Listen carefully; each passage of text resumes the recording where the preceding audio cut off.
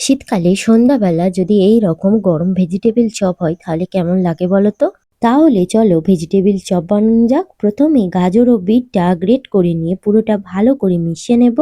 এরপর কড়াতে তেল গরম করে গোটা জিরে ফোড়ন দিয়ে আদা কুচি ও কাঁচা লঙ্কা কুচিটা দিয়ে একটু ভেজে নিয়ে গ্রেট করে রাখা গাজর ও বিটটা দিয়ে ভাজতে থাকবো। বিট ও গাজরের জলটা যতক্ষণ পর্যন্ত না শুকনো হয়, তারপর এর মধ্যে ম্যাশ করে রাখা আলু, জিরে গুঁড়ো, ধনে গুঁড়ো, গরম মশলা গুঁড়ো, স্বাদ মতো লবণ, বাদাম ও ধনেপাতা কুচি দিয়ে পুরোটা মিশিয়ে নিয়ে ভালো করে কষে নেব।